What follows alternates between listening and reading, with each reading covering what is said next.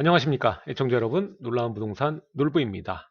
자, 지난 6.17 규제를 보다 보면 중저가 단지 그리고 수도권 지역의 아파트 가격대가 올라가다 보니까 거기에서 불법 증여와 이상 거래가 감지가 된다, 이것을 통제하겠다라는 명목 하에 이 자금 조달 계획서 거래 신고 법률이죠. 이게 강화가 됩니다. 근데 이게 9월에 원래 시행이 돼야 했는데 이게 좀 미뤄졌습니다. 그래서 이제 10월 말부터 예상이 되는데 이때부터 강력한 이 거래 신고 법률이 개정 시행됩니다. 자, 거기에 따라서 이 자금 조달 계획서가 강화되면서 나타날 수 있는 효과에 대해서 함께 이야기를 해보도록 하겠습니다. 시청하시기 전에 좋아요와 구독하기 부탁드리고 하단에 멤버십 가입도 많은 참여 부탁드리겠습니다.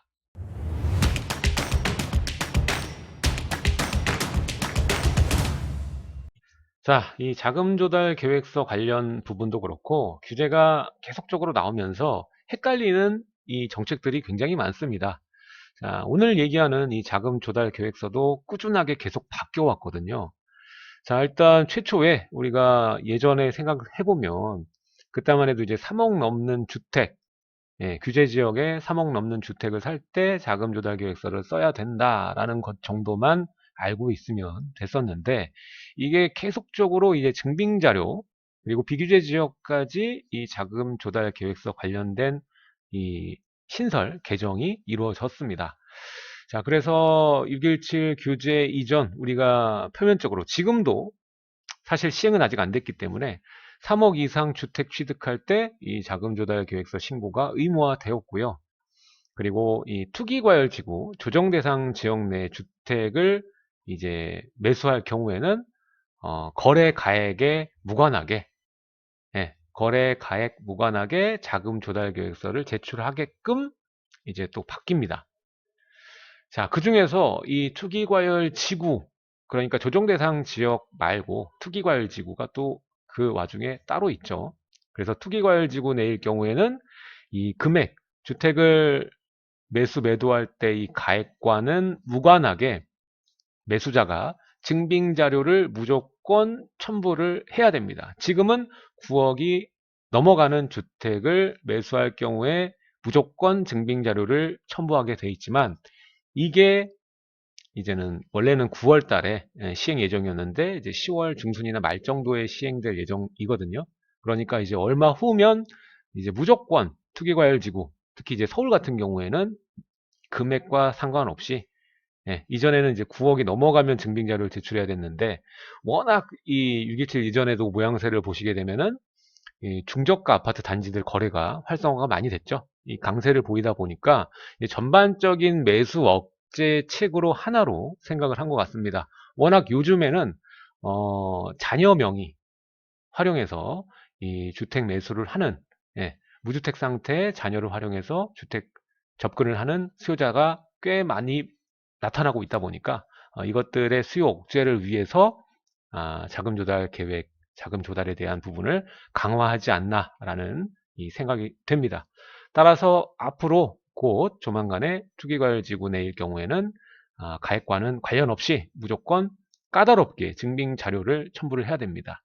예, 현금으로 조달했으면은 어떻게 현금으로 조달하게 됐는지 그 출처에 관련된 증빙 자료를 무조건 다 내야 된다라는 것이죠.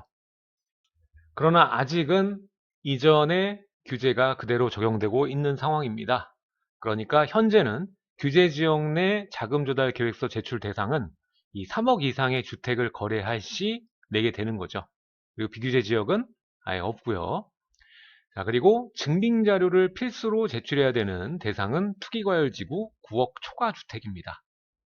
자, 그런데 이 규제 지역, 전국의 조정 대상 지역이 69지역이 되고요. 그리고 투기과열지구에 해당하는 곳은 48구역입니다. 따라서 바뀌기 이전에, 시행 이전에 자금 조달 계획서와 증빙 자료 제출 대상이 벗어나기 위해서는 시간이 얼마 남지 않은 것이죠. 앞으로는 이 비규제 지역 또한 6억 이상의 주택을 거래할 때 자금 조달 계획서를 제출을 해야 됩니다. 하지만 이 수도권 지역에서 비규제 지역 몇 지역 없죠? 근데 6억 이상 주택이 그리 많지는 않기 때문에 앞으로도 이 비규제 지역의 이 자금 조달 계획서를 염두에 두고 진입하는 수요자에게는 아직까지는 여유가 있는 편입니다. 하지만 이전 영상에서도 제가 말씀을 드렸지만 김포나 파주 지역 같은 경우에도 이제 금액대가 상당히 올라온 부분이기 때문에 이제는 자금 조달 계획서를 써야 되는 주택이 늘어날 전망이다. 이렇게 볼 수가 있겠습니다. 자, 그렇다면 이렇게 거래 신고 법률이 강화되면 어떤 효과를 가져오게 될까? 어떤 결과물이 생겨날까? 생각해 보면 우리가 이전부터 3억 이하가 넘어가는 주택을 매수할 때 자금 조달 계획서를 써야 됐죠. 그때로 돌아가서 생각을 해보면 초반에 이 자금 조달 계획서를 염두에 두고 이 매수세가 줄어든 것을 확인할 수가 있습니다. 아무래도 거래할 때 이 불법 증여 그리고 이상 거래를 막는다라는 측면에서 효과가 있었던 것은 확실하기 때문에 이것을 염두에 두고 거래 진입하는 매수 진입하는 수요자는 상당 부분 줄어듦을 알 수 있습니다. 자, 하지만 이 반대로 우리가 또 생각해 보면은 이 규제 지역이 거래 방면에 있어 이 신고가 강화되는 부분에 있어서 규제 지역이 아닌 이 비규제 지역으로 전환되는 수요자가 늘어난 것도 사실이기 때문에 지금 얼마 남지 않은 이 비규제 지역으로 전환되는 수요가 앞으로 이번 강화로 인해서 증가할 확률이 높아 보입니다.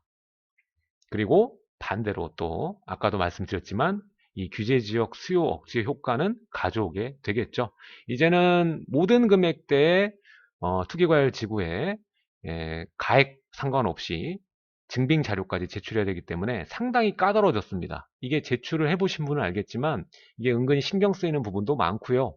그리고 준비해야 될 부분도 많기 때문에 좀 까다롭습니다. 그래서 규제 지역, 특히 이 투기과열 지구의 거래에 관련된 부분에 있어서는 수요 억제 효과를 어느 정도 가져올 것으로 보고 있고요. 여기에 맞물려서 지금 현재 거래할 수 있는 물량 자체가 굉장히 부족해진 상황이죠. 게다가 임대가 껴져 있는 물건의 거래 또한 굉장히 번거롭기 때문에 이러한 거래 가능 물량 부족과 그리고 이번에 거래 신고 강화로 인한 수요의 억제 효과로 이 두 개가 맞물려서 거래량 자체가 지금보다도 더 낮아질 확률이 높아져 있다라고 생각이 듭니다. 따라서 결론적으로 봤을 때 또 하나의 이 풍선 효과를 유발할 수 있는 이 규제책이라는 것은 이변이 없을 것 같고요. 지금 현재 우리가 생각해야 되는 부분은 앞으로 이 규제 속에서 수요 억제 속에서 자본이 향하는 길목이 어딜까를 고려를 많이 해야 되겠죠. 자, 막대한 자금은 계속적으로 풀릴 예정입니다. 특히 이 3기 신도시를 빨리 진행을 하면 할수록 풀리는 금액이 좀 더 속도면에서 빨라질 것이고 또 개발 관련된 이 토지 보상금도 아직 뭐 2기도 다 끝나지 않은 상황이기 때문에 막대한 자금이 풀릴 예정입니다. 게다가 이러한 보상금뿐만 아니라 지금 전세가가 급등했죠. 전세가가 많이 오르다 보니까 이로 인해서 많은 이 수요자들의 여유 자금이 생겼습니다. 특히 다주택자분 같은 경우에도 이번에 수도권 전체 전세가 더 나아가선 전국의 전세가가 올라갔기 때문에 전세가가 올라가면 당연히 보유하고 있는 자금, 여유 자금이 생기겠죠. 현금성 자금이 생기게 됩니다. 그래서 이 여유 자금에 대해서 어떻게 굴려야 될지 이 상담을 하시는 분들이 많거든요. 그래서 보상금과 또 전세가 급등으로 인한 이 여유 자금의 발생, 이게 다 유동성이거든요. 자, 결론적으로 봤을 때 이 돈이 가는 길목은 순서는 다를 수 있습니다. 하지만 목적지는 정해져 있는 게 확실한 것 같아요. 제가 지난 영상들에서 많이 언급을 드렸죠. 자세하게 디테일하게 어느 지역이다라고 말씀드리긴 어렵지만 순서가 또 다를 수는 있지만 이 목적지는 큰 변함이 없어 보입니다. 따라서 앞으로 크게 대두될 수 있는 이 부동산의 키워드를 보면 일단 첫 번째, 지금 현재는 무주택자와 1주택자가 움직이기 용이한 시장입니다. 다주택자는 움직일 수가 없죠. 그러다 보니까 세대 분리가 좀 더 이 화두가 될 수 있는 키워드가 될 것이고요. 그 다음 규제 비교적 자유로운 이 자유로운 물건들의 인기가 더 많아질 것이다. 그래서 수요자가 증가하면서 자본이 진입할 수 있는 그 길목이 만들어질 수 있다라는 것이죠. 그래서 규제에 비교적 자유로운 이 소액 물건의 인기는 앞으로 지속될 것이다 라고 보여지고요.